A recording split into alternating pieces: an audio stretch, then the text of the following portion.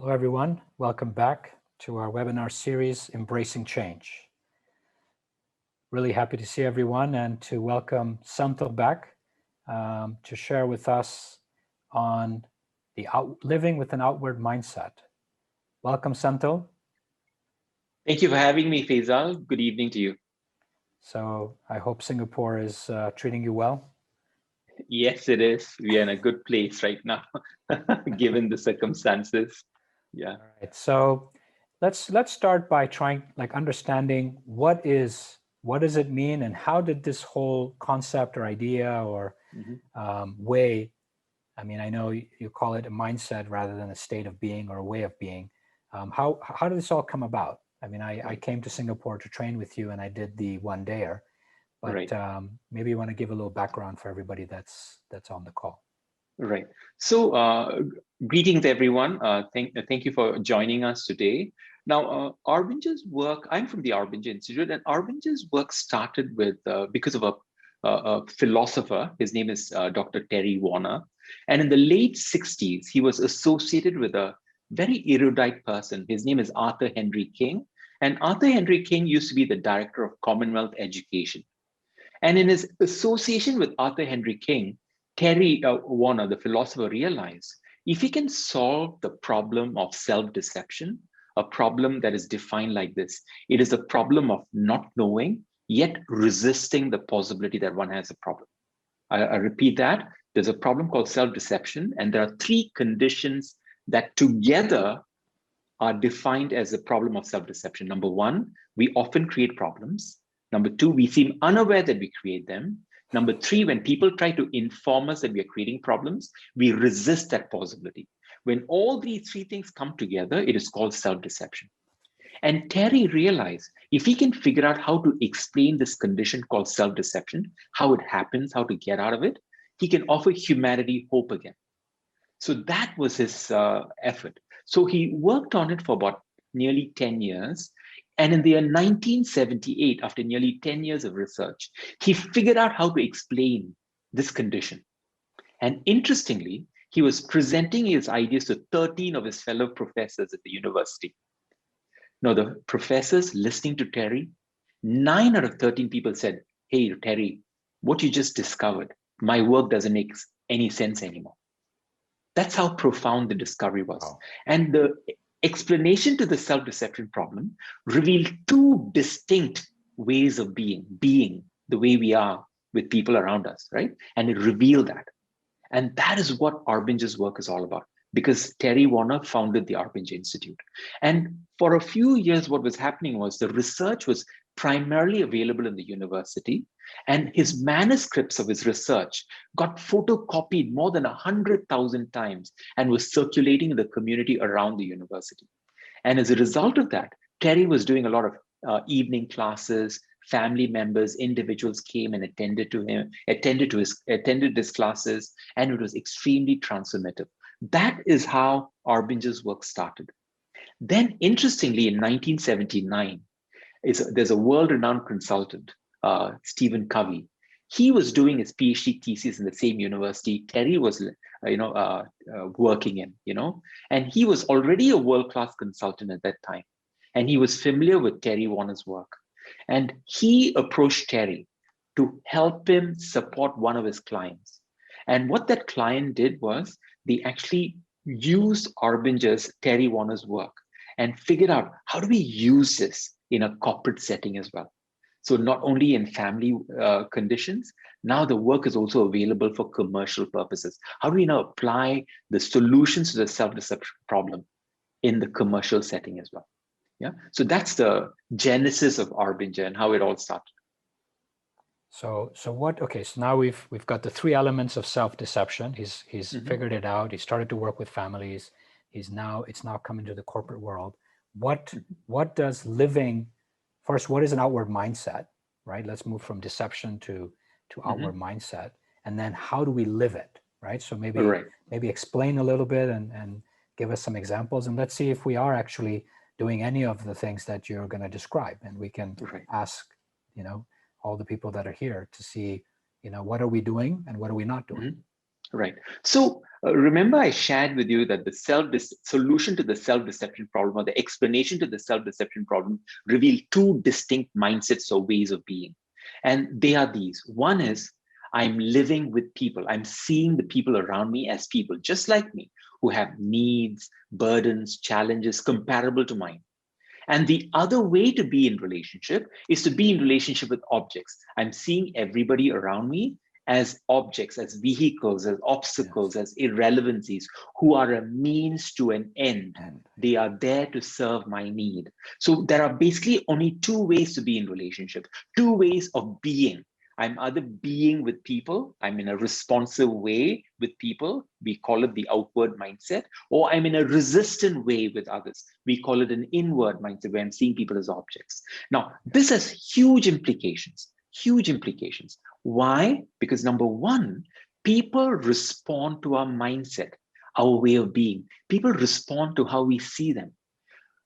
It's not the behaviors. I could be nice, I could be diplomatic, I could be polite, I could be very sensitive, I could be very, I could be very follow the social etiquette of the times in the family, do my duty at home, be a filial son, right? All these are things at a behavioral level. I could be demonstrating everything right.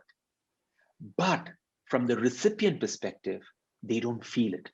Why? Because when I'm doing it, although my behaviors are the right behaviors, I am not seeing them as a person. I'm doing it because this is the right thing to do.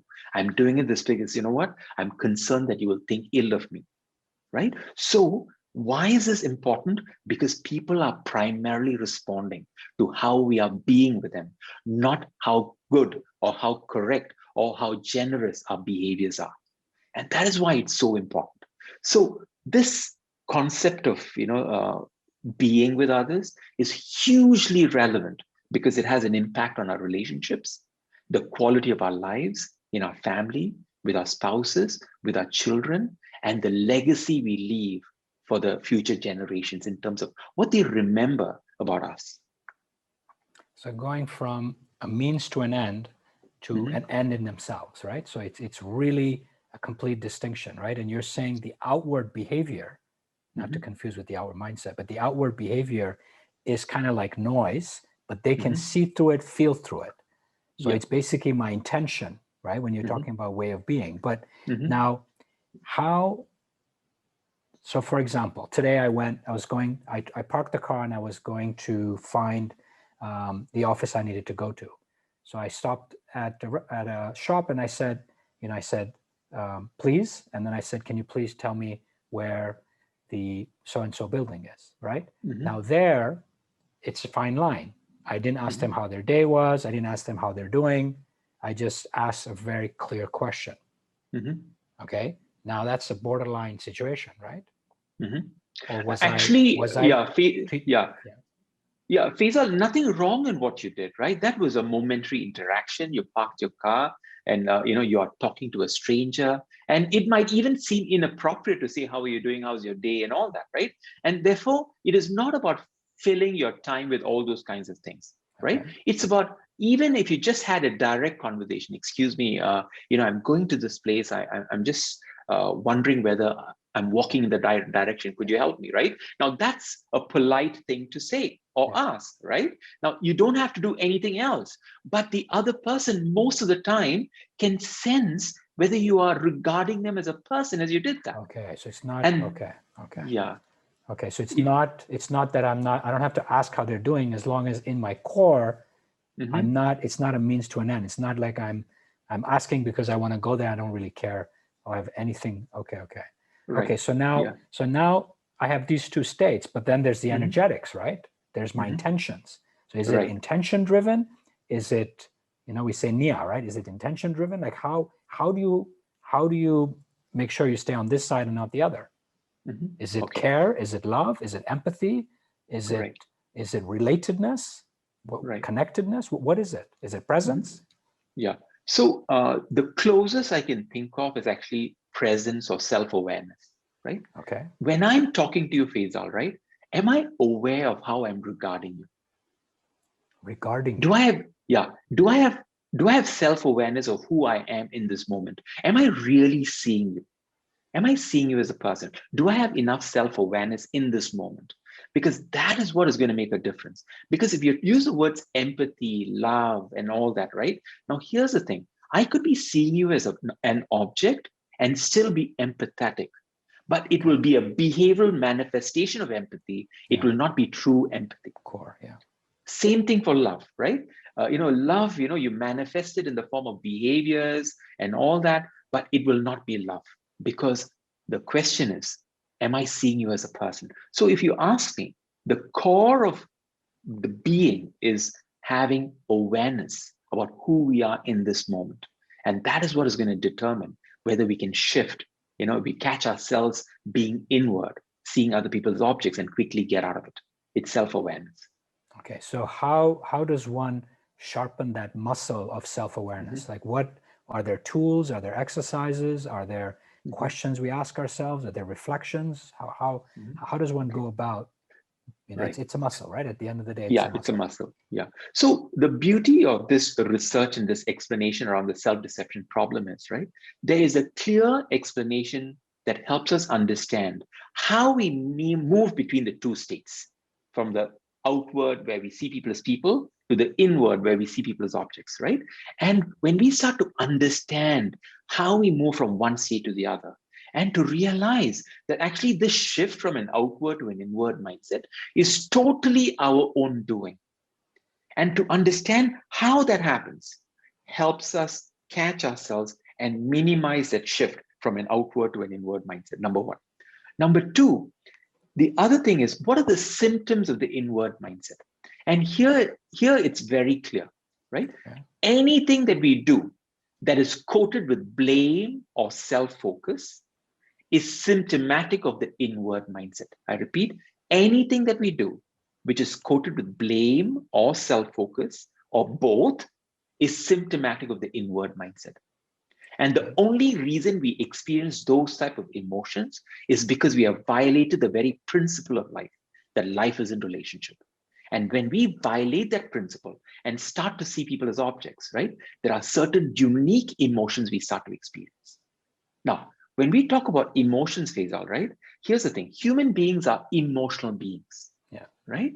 Yeah, so it's not about being devoid of emotions, but there's one set of emotions which are blaming, self-focus in nature, which are unique to the inward mindset where we objectify people. And to recognize what are these emotions that are unique to that state. Because the moment I recognize them, I'm already out of them. And the question is, how do I expand that self-awareness, right? So the moment I recognize, hey, shucks, I'm having this type of emotion. The moment I recognize it, I've already entered the other state, the outward mindset state. Exactly. So self-awareness is so important to, to unshackle ourselves moment to moment. And then the next question is, how do we expand that space where we are outward? Okay, so if, I mean, we have, I mean, a number of people in the advisory space, obviously, and other people that are families, right, themselves. And so now they, many of them have teams, right? And obviously we can, we can arrange a workshop and work with the teams. But after this webinar, if they wanted to explain, right, it's still not so straightforward, right? I mean, self-focused, they're running companies.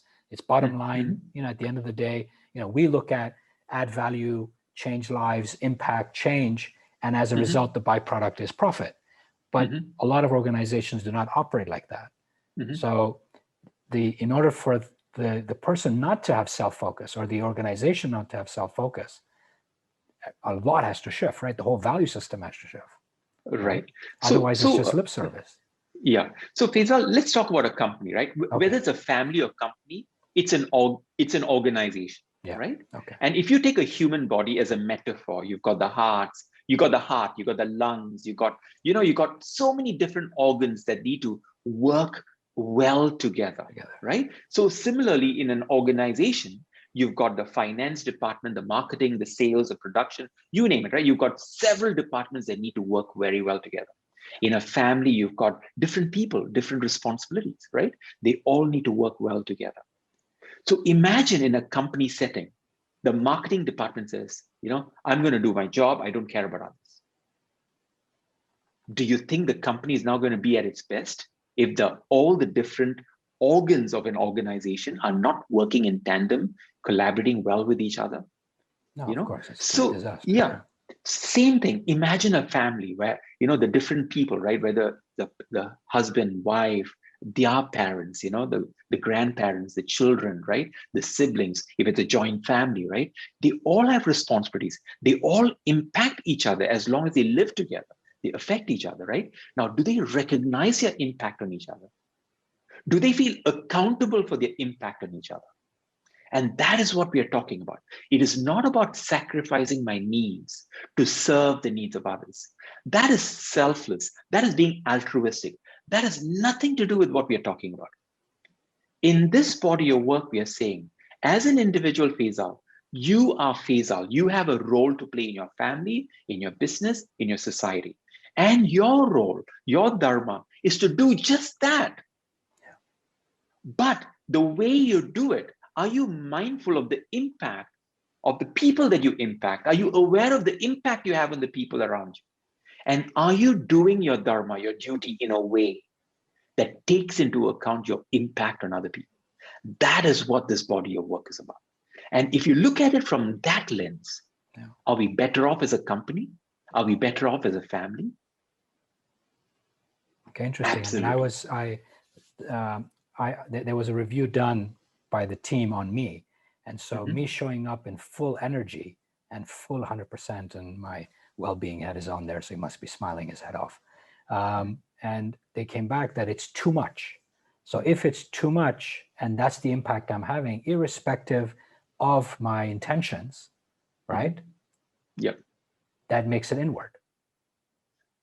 It seems like that for me, because as long as I'm not considering my impact on other people, I'm not mindful, I'm not alive to the kind of impact I have.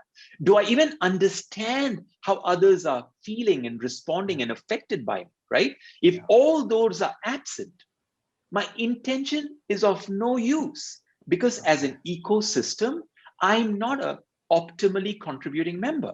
I'm actually thumbing others down. Okay. No, because that was like being black and white in a world that's not so black and white can become a challenging experience. Absolutely, right? Absolutely. Yeah. Right? Being so straightforward without some sugarcoating can be very difficult for others to digest. So these are all things you're saying that adjust to the environment, irrespective of your intentions. That's right. So you maintain the intention, but adjust to be able to execute in a manner that is most mindful, or whatever word you want to use, in terms of the people that you're impacting. Yeah. So if I were to put an equation, right, Feisal, you have intention, right? Yeah. Number two, the intention alone is not going to get anywhere. It requires action, right? Okay. But before I can act, I have an intention. Do I recognize the people that I have to be with, work with, live with? Okay. Do I understand their needs? Do I understand my impact, my potential impact on them? Right? And then when you think about my action, right?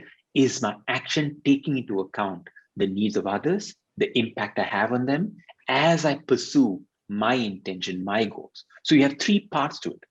Just the intention alone or the action following the intention are grossly insufficient. That is where the problem starts. In fact, you can call it self-righteous living, because I'm not taking into account the needs. I would tell my team to change my title. Look, it's I just put you. I just put you in a trap. But no, that's okay. So now you're talking about the organization. You're talking about the family. Now, what about the person that they're serving, right? So obviously all of us have teams, and we are taking care of families. We are, there's others in the advisory space. They're doing it in their manner. There's others who are impacting next generations, right? I mean, we're all doing our part to help, change the world in a way that we feel will be more conscious in our own realm. So now what about that space, right? I mean, obviously we're mindful. You're saying be mindful, be present, understand who's in front of you. You have the intentions, but how do you build a team that's in that space, right? One person, two person. I mean, I know we're talking about culture here. Right. So one of the quotes that I usually share in the sessions that I do is this: to invite change in others, Faisal, we have to respect their right not to change. Okay. To invite change in others, we have to respect their right not to change. So the people in the helping profession, right? I have met people who are so committed to the change their customer, their client needs to make, that it has become personal for them. That means the respect of the right of the individual that they are helping, right, is no longer there. They are offended if the other person doesn't change. They feel personally, hurt if the other person doesn't change. And that is the biggest liability to inviting change in others. Do we respect their right not to change? Number one, right? Number two, in the process of helping others change, are we looking at our lives ourselves? Let's say, Faisal, I'm working with you, right? Let's say I'm working with you, right? In the stories you share, in the challenges you are sharing with me, am I looking at my life and say, hey, what message am I getting about my own life as I'm working with Faisal to help his life? Because if I'm not able to see through your lens, my life, and see how there are areas in my life that I need to change, right? I cannot be a good change agent in your life. Change in and inviting change in others is only possible if the subject of change becomes the person who's inviting me to change, right? And if I'm not bringing that vulnerability into that relationship, change is not going to be optimal. That has been my experience, and that is what this body of work is also suggesting. Okay, yeah, because that's why when you speak, when you have mentors and mentees, the mentees always feel that, wait a minute, the mentor is actually doing them a favor, when actually the change in reflection is probably more on the mentor side than on the mentee side, if they're coming with it the approach that you just described. Right? That's right. So now let's say you are being resisted by change. Okay, so now what you're talking about, not imposing, that's what you're talking about, not expecting and not judging if it doesn't happen. But the thing is that if we want to move from an inward mindset to an outward mindset, and there are individuals who choose not to change, and it's an organization, then it's time to have an honest conversation. That's right. Right? So it's not about bulldozing them. You're saying don't bulldoze them, but have the conversation. That's right. Because when people joined an organization, right, there was a contract that was implicitly or explicitly agreed upon. Example, let's say, Faisal, you interview me to join your organization. There are some commitments I make. Number one, these are what I'm good at. I can do a good job for you in this area. That's the opening you have. I understand you will have very demanding targets. You'll stretch your targets. You'll set audacious goals, and I'm prepared for that. I commit to delivering results and embracing audacious goals. Number one. I also commit to being a good team player. At the time of the interview, I'm not saying, hey, Faisal, I'm an introvert. I can't work well with others, so don't let me, don't put people in my face, right? I'm not telling you all that. I'm saying, no, I can be a good team player and all that. I agree to that. Yeah. So, and I'm also agreeing and committing to the fact that I will grow. I'll make myself better. I may not have the skills right now, but I'll grow and get it. Right. So these are the commitments I'm making.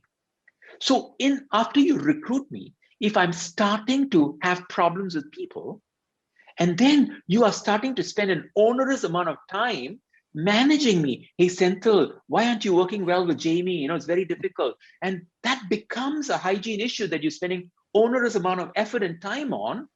It requires a conversation because I've failed in my contract with you. I've reneged on my side of the contract.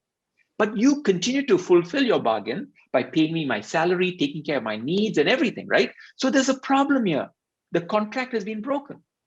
But in many organizations, they don't look at it like that. They end up spending a lot of time. Okay, let's go for team building. Let's do this. Let's do that, right? Instead of calling a spade a spade. Hey, what's happening? This is unacceptable. This is not what you signed up for. Sort it out, right? So we are not able to have those direct conversations. and know and tell people, listen, this is a threshold. I can't wait for 2 years for you to make your relationship with Jamie work. You need to sort this out. You know, what's that problem, right? Figure it out yourself. If you want to help, come to me, but this is your ball to carry, because your commitment was you can work well as a team, right? But if I'm a block, if I'm creating some of these problems, let me know. I want to help. And I'm also thinking, I'm looking at the mirror and thinking, is it because of me that Senthiyl is having problems with Jamie? As a leader, you're already thinking that, but you're not letting me off the hook, because my commitment was I'll deliver on results, I'll be a good team player, and I'll grow. Yeah. So, okay, because there's, I mean, I can see some of the people, I mean, please ask questions, but they can say, yeah, they're delivering on results and they're the top in that space and really crushing it, right? So let's say they're supposed to make 10 and now they're making 15, whatever the thing is, whether it's revenue, whatever it is, right? And so the question becomes, what is more important? But that's, I guess, an organizational question. But what you're saying is that to have the conversation, and then what? Okay, so that determines culture, Faisal, of an organization, right? For example, there are some companies that say, hey, performance at all costs, I don't care. If you have to burn bridges, if you have to, ruin people's lives, just get the result. And those organizations are saying, as long as you deliver the numbers, I'm not going to disturb you. But more and more enlightened organizations are starting to realize that is not a sustainable proposition. When you have one A player who's able to deliver double-digit growth, able to, have outstanding results, but when you look around him, right, it's like a war zone. He's left, people with wounds all over, right? And if that is the predicament, right, then the organization, the leader, there's a call a leader needs to make. Is this the organization I need, right? Because if you have somebody who's delivering the results, but is hemorrhaging the entire organization, now what does it mean for the organization? That's the leader setting the cultural tone now, right? So we are noticing in the work that we are doing with many organizations, they are moving away from that. They say, if the A player is undermining the work of others, we don't need that A player, because the sum of all is far greater than one player. And it might be a short-term benefit having this A player, but it's not going to help the company, because we are not growing people. We are not growing the systems. We are reliant on an individual, which is a high-risk prospect for a company to rely on one person rather than a system to grow the business. All right. So now we've understood it. We have the intention, right? Now, how do I practice that space of being mindful, of knowing my impact, of understanding, what it does, irrespective of, everything, right? The words, the energy, the presence. Right. Yeah. So the way Arbinger has designed its sessions, right? For example, Faisal, we are talking about, potentially running a 1 day, 2 4-hour sessions, right? Called living with an outward mindset, right? So there are 2 parts to it. And the first part is the most critical part. We need to empower people, families, leaders, teams with a language to help them understand how they are a problem for themselves and they can't even see it, and how they are therefore a problem for others. Because if I'm a problem for myself, I'm naturally a problem for others as well, because I can't function effectively, right? Now, as a result of providing the language, and the way we do it is this, we help them understand what the 2 states or the 2 mindsets, how we move from one to the other, how we get stuck in the inward mindset where we objectify others, how we live a life filled with distortion by being stuck in the inward mindset, how we invite others into the inward mindset and not realize that we were the primary cause of that, and the consequences and the costs of all these problems. And by the time we finish this journey, we call it the self-awareness journey. Typically, what happens with the participants is this: they start to feel deeply responsible as a result of the heightened awareness for their impact on others, and they grow in their desire to want to be healthy. So that is the first part, right? So we take them on a self-awareness journey so that they can see themselves honestly. And as a result of that, by recognizing how they are creating problems for themselves and people around them, especially for the people that matter to them, that heightened sense of self-awareness invites a deep level of responsibility in them. and they want to address their impact on others. They grow in that feeling that they want to address their impact and they become more helpful. The desire to be helpful, the intention dramatically grows. Now, the second phase is to them, then they want to know, so what do I do about this, right? Like you asked, right? And the next phase is equipping them with intuitive frameworks on what it means to live with an outward mindset and address issues, right? So there are 2 points here. When I notice I'm inward, how do I get out? Number 2, if I'm outward, how do I stay out? Both strategies need to be working in tandem because we are always not in, we are always not out. But when I'm out, I can expand that space where I'm out. But if I do slip in, I need to recognize it and quickly get out. And that is what we cover in the second half of the session, the second 4 hours. So that is what we do. Now, it might seem very abstract when we talk about it like this, Feisal, but in the workshop, right,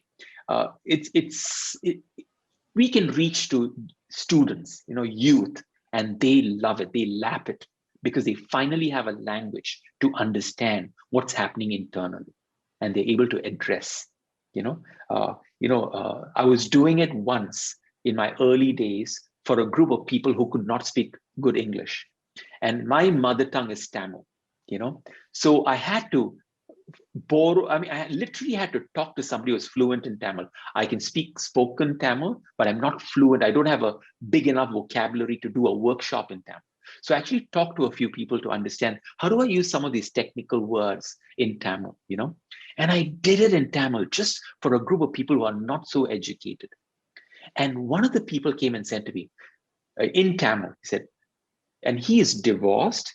He lives in the same house with his divorced wife because they are poor. They can't afford to move to different houses. The children are living there as well. And he comes to me and said after the session, Senthiyl, that was like tonic to my ears in Tamil. So it doesn't matter who seems to learn this. They seem to appreciate and really appreciate the power of and the simplicity of understanding how they are creating problems for themselves and they can't see it and what they need to do about it. Yeah. So I did a 1 day with you in Singapore. It was a full day. Mm-hmm. Obviously now because of COVID, we would do 2 half days, and you're explaining the process, right? Maybe you want to give some examples of things that happen, or if people can ask questions so we can understand in what scenarios do we end up, because basically what you're saying is like, it's like a continuous, am I continuously present and engaged throughout the day, right? It's monitoring my energy levels. It's monitoring my state of being. So you're saying having the awareness to, if I've gone inward, to come back outward or to exit it, right? And if I'm outward, how do I make the most of it? Right? So it's not, it doesn't have to be so sophisticated, Faisal, right? Okay. So let's say, right, I'm driving to work, right? Okay. And suddenly, Faisal, you come to my mind, hey, Faisal asked me this question. I haven't responded yet, Now, here's a question. Why is that thought occurring to me? It's because life is in relationship, right? And my deep connectedness to you, the humanity of you, Faisal, is informing me what I need to be doing for you in that moment, right? So we call it a sense. Now, see what happens when you discard that sense. Just see what happens. Storytelling will start in our head. Right? So when we talk about heightened sense of self-awareness, it is not a great effort, but to be alive to some of the thoughts, right? For example, I'm driving and Faisal is coming to my mind. I'm supposed to do this, and to be aware of it, conscious of it, lock it out, lock it in somewhere, right? And know, hey, I have something to do for Faisal, right? And the moment I do something about it, right, I remain free. Right? It's simpler than we think. But the moment I discard that sense, what happens is I enter a totally new world. I have a new narrative to tell why I failed, or I'm not going to, honor that sense I had toward you. So it is not about, having heightened awareness and, we may think about it abstractly, Faisal. It's not like that, right? So the program helps us see How do we recognize moments when we are outward? What are the invitations we are getting on a moment-to-moment basis to remain outward? How do we recognize them?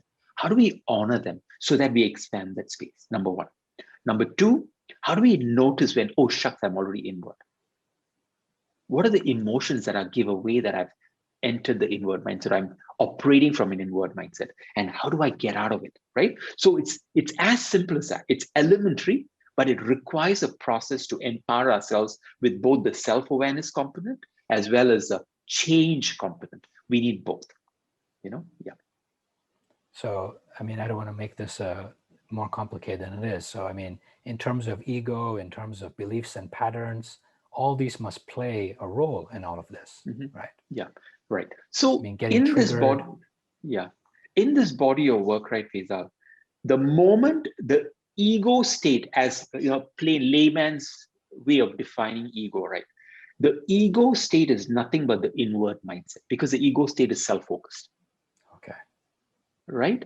Now, when I'm outward, right, I'm one with others. Okay. So I'm you're talking not about the oneness of from humanity. others. You're talking about wholeness. You're talking about That's right. That's not a very small. Okay, that's pretty grandiose, but Yeah, it's realistic. Yeah, but here's the thing, right? Every human being is moving between the two every single moment. Yeah. No human being is 100% inward, egoistic, or 100%, one with others, right? We just keep moving between the two, right? And the whole journey of life is to expand that space where we are one with others. Yeah. We call it being with people, yeah. right? And minimize the space where we are egoistic, where we are objectifying others, serving our needs at the exclusion of others, right? So we are not presenting a theoretical proposition. We are saying this is a reality of life. We are imperfect human beings. We are mixed mindset people, right? And do we have a way to recognize when we are inward and get out of it? Do we have a way to heighten our awareness and recognize the suggestions that come to us, right? That allows us to expand the oneness, right? And both need to coexist, so that our life journey is becoming better, not being perfect. That's theoretical, but being better moment to moment. Yeah, because the thing is, it can become a whole process of beating yourself up, right? If you always want to be on the outward, when certain times you just want things to get done, but you don't have the intention of not, dehumanizing someone, but you just, you're trying to get from one place to the other, like I gave example before. So I think give us a few more examples. I think, just to clarify. So let's say, right, I live a life with deeply held beliefs, values, convictions. Okay, I want to be a good father. I want to be a good son. These are all deeply held convictions, right? I believe in these values and I live them. And then, and I do that. That's my intention, and I'm executing it, right? And one day, I catch myself that or somebody tells me that I'm not so dutiful. I'm not so dutiful, right? Or, my intentions are suspect, right? Okay. And I take offense to that. Okay. Right? Now, my offense taking in that moment is the giveaway that I've been living a self-righteous life. Because I'm not able to receive the feedback of the other person. Right? Because if I was truly one with others in that moment, and I have this huge conviction about, doing my duty as a father, as a parent, as a son, and all that, right? And if somebody gave me that feedback, if I was in oneness, how would I receive that feedback? Hey, Feisal, tell me more. Am I missing something? Am I blind to something? Are you picking up something that I'm not seeing yet, right? Why didn't those questions appear as a first thought when I received feedback from you? Why did I take offense? Right? So that is what we're talking about. The self-awareness needs to help us not hurt ourselves more, but to help us humanize ourselves more, right? And we see this all the time in people who come and attend our workshops, right? Some of them, what they're doing is they learn this material and they start to see the truth about their own living. And they get upset that they were living a self-righteous life, So one of the things we caution them is, hey, listen, it's okay if you make a mistake, right? When you make a mistake, have compassion and understanding for yourself. It's okay, right? And when you succeed, have gratitude and humility, right? Then you smoothen the curve, like COVID, right? You want to smoothen the curve, right? But if not, what happens is we go through a roller coaster, right? Because of our deeply held beliefs and convictions. When we catch ourselves not being in the right place, when we do something wrong, we hurt ourselves, we beat ourselves up. Yeah. And when we succeed, we get so elated, we go through this roller coaster ride, you know? So how do we now smoothen the curve, right? We make a mistake, it's okay, let me learn from it, have compassion and understanding. And when I succeed, how do I have gratitude and humility, right? And those are possible only with self-awareness, where I'm operating with, being one with others, right? I'm not being an isolated person, right? One apart from others, yeah. Because I mean, you're hitting on a lot of different elements, right? So the whole, I mean, many of us are trying to prove our worth. Many of us are still in the space of having some form of dependencies, right? Many of us are still in the space of filling voids within ourselves, right? So, not being attached is different from being detached, right? So you're saying don't be attached, but don't be detached, right? Because detached means you have zero. Yeah. So these are all human realities, right? That's To right. be completely fulfilled within, and some of the women won't like it, but being an island, right, is one state. But then again, you're saying don't be an island where you're isolated, right? The interdependency is there, the complementary, the relationship is there, the ability to relate is still there, right? Yeah, exactly. So, but these are very basic elements that we all are, experiencing, right. No matter what state of consciousness we're in. So how Yeah. do we not end up beating ourselves up when these are some of our realities? Yeah. So the thing is this, right? A lot of people tend to associate some of their own mannerisms to their personality, Okay. and it's unfortunate that they use the word personality, because the moment I use personality for certain emotional triggers that I have, right, it's as if they can't be changed. Yeah. This is just Right? my way. This is me.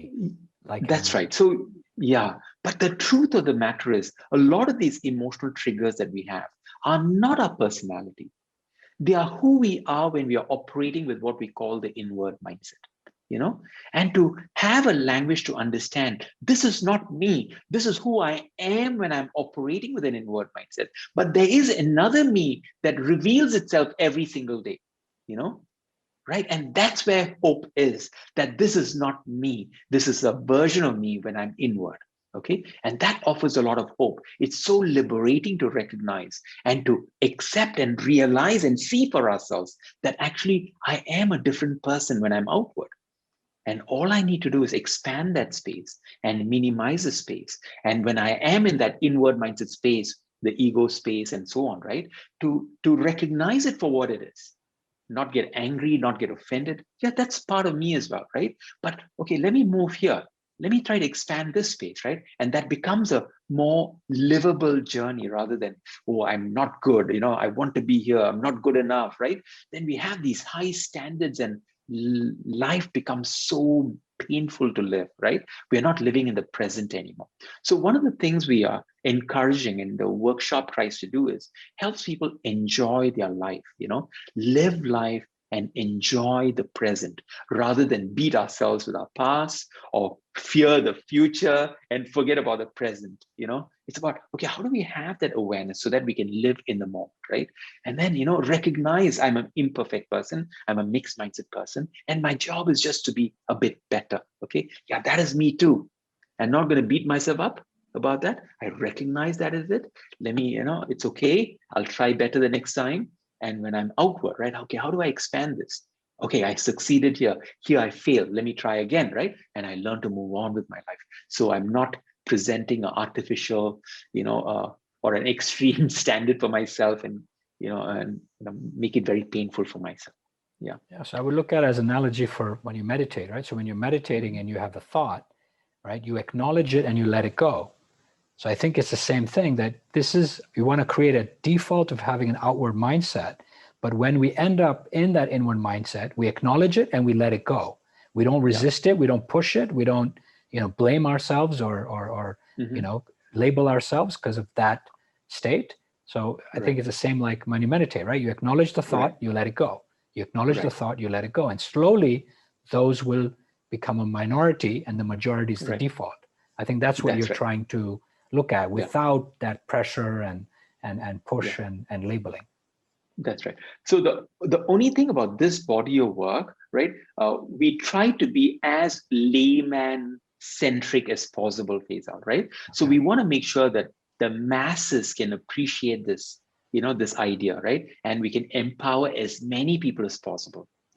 So you will notice that the approach we take to self-awareness, the handles and the crushes we give people so that they can recognize their own inward mindset, the way we empower people with crutches to shift back to an outward mindset, the way we help people recognize, hey, I've got this sense occurring to me. What do I do with this, right? How do I anchor on that and remain outward, expand the outward space?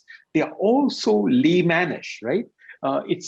It's so empowering for people. Like I said, it doesn't matter how junior you are, how senior you are, right? It doesn't matter. I personally worked in 19 countries supporting individuals and teams with this body of work. And it doesn't matter where I do it, Feisal, there seems to be a universal resonance to these ideas. And at the end of it, you can hear that heart, right? That heart feeling lighter, because they know how to navigate issues better than they were before they started the journey, right? Yeah. But also, I think they must be shifting also in terms of how they treat themselves, right? Isn't that also, isn't there much more kindness and love and empathy towards themselves as this shift happens? Or again, you're using a different word. Yeah. No, you hit it on the head, because think about it, right? Remember, I shared two states. I'm either seeing you as a person or I'm seeing you as an object. Now, let me ask you a simple question. Is it possible to see you as a person if I'm seeing myself as an object? Yeah, that's what that's what we're going. Yeah, exactly. Yeah. So it's only, the only way I can see you as a person is I'm seeing myself as a person too. Right? And the only way I can see myself as a person is if I'm seeing you as a person, right? So it has to be person both ways. Yeah, you're going back to the core. Yeah. So and that a lot of people think, I'm seeing you as a person, right? But actually, I'm not seeing myself as a person, and they think that is outward, which is not outward. That is still inward. We call it the outwardly nice inward mindset. Outwardly nice inward mindset. Inward. Yeah, it's self-deception. Okay. I'm deceiving myself into thinking I'm outward when I'm not, because I'm not seeing myself as a person, right? Remember, being outward means you matter to me as much as I matter to myself. I'm not putting you on a pedestal and putting myself below. I'm not putting myself on a pedestal and putting you below. You matter, your needs matter, your objectives matter as much as I and mine matter. But I've got responsibility for my job, my life, my family, and I'm going to pursue them in the best possible way. Yeah. That's my job. That's my responsibility, my duty in life. But the way I do it, I'm going to be mindful of the impact I have on people around me, and make sure when I do it, I'm not doing it in a way that undermines people around me. That is what the essence of this body of work is all about. Living with an outward mindset. It's not about going and doing other people's work, sacrificing myself, my family for other people. No, then I'm reneging on my duty. Yes. As a husband, as a father, as a son, I'm reneging on my duty. Yeah. And you're not treating yourself, like you said, as a human being, as a person, right? You're treating yourself as a means to an end. And it's the means to their end, not even to your own end. Right. So imagine if a family splits, right? And one of the members of the parents, right, decides, okay, I'm not going to, I'm going to sacrifice my life for the child. Is that a healthy thought? Definitely not, but it's going to take a lot of convincing in the Asian world. Yeah, go ahead. Right. Yeah, because, in that, right, imagine the burden, the unconscious burden we are imposing on the child now for the rest of the child's life. Yes. Right? So am I truly seeing the child as a person if I've adopted that posture? Or if that is a message the child has received, that the parent has sacrificed their life for them, can the child live free? Or is a parent now going to live a life, for themselves as well, dignify themselves as well? So there are many issues that happen on a day-to-day basis in families, right? Where they don't have sufficient self-awareness to recognize that some of the decisions they are making are actually not helping. They think the intentions are good, but they've actually burdened the next generation in a very big way. And unfortunately, a lot of people may not even recognize those kind of decisions that they make, right? So what living with an outward mindset is inviting these people to consider is, hey, your son is very important, your child is very important, no doubt about it. And you have to give it your best, but you can't give it your best by sacrificing yourself. You matter as much as your child. And are you, taking care of yourself as much as you're taking care of your child? And as a person, I've got a lot of needs. I've got social needs. I want to be with somebody, right? I don't want to be alone, right? There are other needs. Am I addressing them? Do I know how to helpfully navigate these discussions with my child? Because the child might have fear about me, getting into a relationship, right? Am I able to navigate them? Because a lot of people are able to do that because they recognize this reality. I mean, going back to, let's say, the family, we have a lot of family businesses in the room, is again, the imposition or expectation to succeed them or to follow, right, what is for them considered, the right options, right? And of course, now there's a lot of, I wouldn't use the word disharmony, but a lot of tension, especially on the China side and the Asian side, where finally the next gen is saying, look, we're just not interested, right? Yeah. So how are you, I mean, are you seeing a lot of those changes happening? Yeah. On entitlement? I think, for example, I mean, you are in this business more than me, Feisal, but you think about it, right? A family business, you have the people who started a business, then they hand over to their sons, right? Now it's the second generation, sons, siblings running a business. And then from siblings, it becomes cousins running the business, right? Imagine the complexity, right? Right. And imagine the number of new players entering, the marriages, the family members. I mean, there's enough, people, to make it more complicated, right? And if we don't navigate these one step at a time with the right mindset, make the right decisions, right? One step at a time, we might be setting up the third and fourth generation for a very bad breakout because we did not navigate situations with an outward mindset where, it's one, are we between the siblings, are they able to have conversations? Right? Are they able to recognize the reality that the next generation will make it work together or will not make it work together?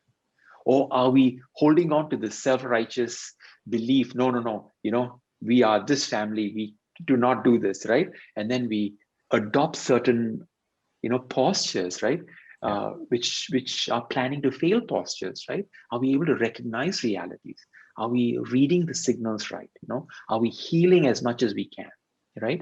Do we recognize issues that cannot be healed and therefore tough decisions need to be made, right?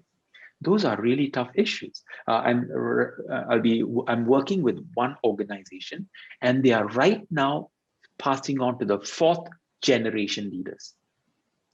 Okay. But the first generation leader who has already passed away, the people that he employed are still in the company. Wow. Right? So now, do they have a say in a lot of things? Now, how do the third and fourth generation people deal with people who are loyal to the first generation leader? Do we have the right mindset to navigate all these issues?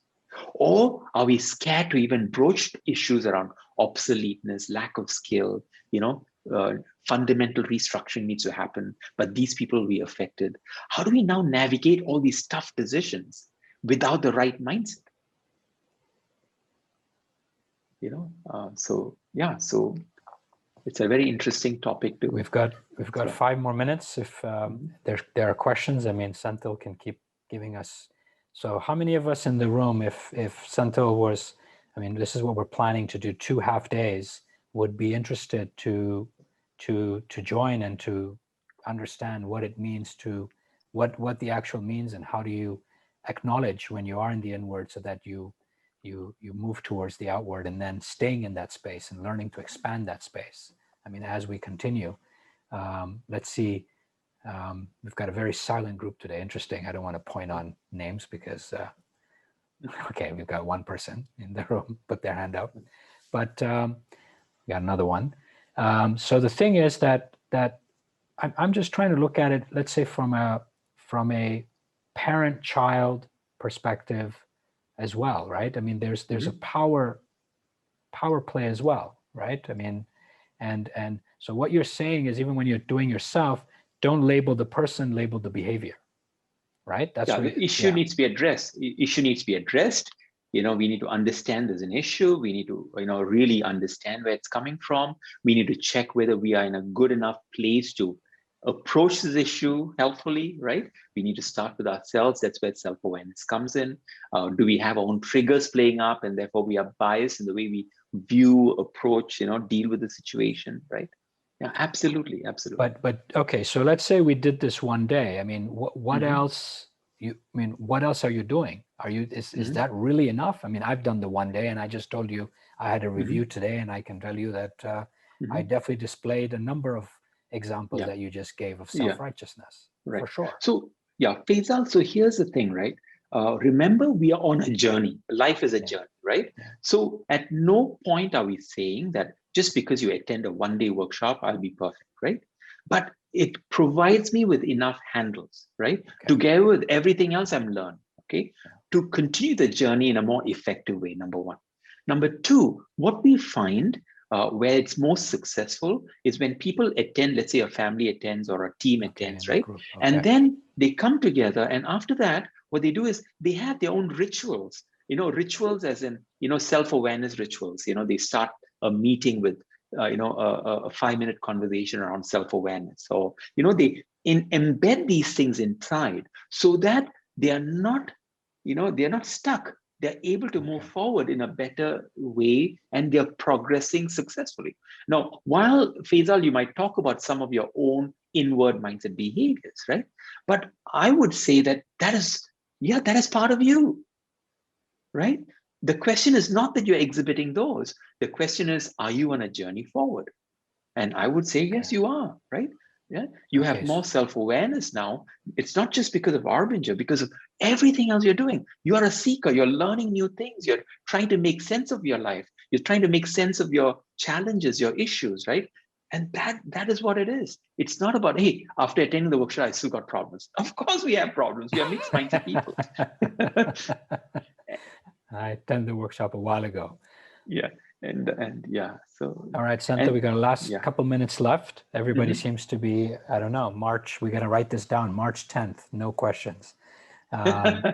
So give us some closing remarks. We got a couple minutes left. What would you recommend? I mean, yes, we will reach out to do a program together or a workshop together. But in the meantime, some suggestions, some ideas, some tools that we can go home with that we can start to sharpen before we show up together to run the workshop.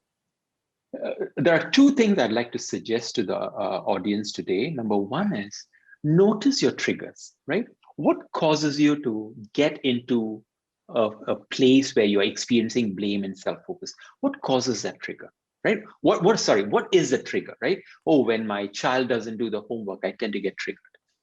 When the salesperson doesn't report to me when I ask him a question, I get triggered, right? Just notice your triggers, number one, right? And as you notice your triggers, just notice your thought pattern when you're triggered, right? It'll give you an understanding of whether your thoughts after getting triggered are inviting you to a better place or taking you into a dark place. Okay. That's number one. right? That's self-awareness for you. The other one is, right, which I talked about earlier, right? Just notice the senses that are occurring to you. Call mom. Hey, this person is coming to my mind all the time, right? Maybe I should send them a WhatsApp message, a WeChat message, right? Just be alive to the people, the senses that are occurring to you, right? Okay. And ask yourself, and not ask yourself, let me share with you why these are occurring to you. Because life is in relationship, and our deep connectedness to the humanity of others is informing us what we need to be doing for others. And by just recognizing these senses, right, these helpful senses, call mom, hey, better remind Faisal about this, better talk to this person, better send an email to this person, right? And just learning to honor them, right? Because they are coming from a place of deep connectedness is very, very empowering. Just notice your triggers and what they are doing to you, and be alive to your senses and honor them, and see what happens in your life. Wow, that's beautiful. All right, we'll share that when we share the webinar. Oh, there's a Yeah. question that came up. Yeah. Oh, did you find a particular generation is more self-aware and flexible than others, or is it more of a gender difference? The work I've done so far, I wouldn't place anything on gender. Uh, it's more because every human being is a mixed mindset person. In some places, the women are more in the box. In some places, the men are more in the box, right? So I don't have any statistic to provide, something that a gender plays a part. No, that has not been my experience. Now, the other one is, do you find a particular generation is more self-aware? Now, definitely the first generation, right? The ones who went through the battle to create things, right? There seems to be generally, it's not a perfect rule, Yeah. but generally, they seem to have more self-awareness compared to the second and third generation, who if they grow up with this entitlement mentality, the self-awareness is less, but it is not I wouldn't say it is a norm, but generally the people who go through the rough and tumble, right? There seems to be more self-awareness in that group. It's again not a perfect answer, but that seems to be the case. Yeah. All right, Senthiyl, thank you very much for your time. We'll share the 2 suggestions that you made when we share the videos, and we'll also reach out and finalize dates for the program, 2 half days together. And I'm looking forward to it. And we'll make, as a company, we'll also be there so that we can, learn together and grow together to live more on that side than the other that I give examples to. So thank you very much, Senthiyl. Sorry, everyone, Thank you, for Faisal. being a few minutes late. Next week we have Kathleen coming back, talking about how are we going to show up once we come out of this cocoon that we've been in. And the week after, we're going to be discussing with a real exceptional human being that's going to actually do a session on me live, which should be quite interesting. And then the week after that, we're going to be talking about security and how we can be more mindful in that space. So thank you very much, everyone. Appreciate your time and energy, and see you next week. Thank you.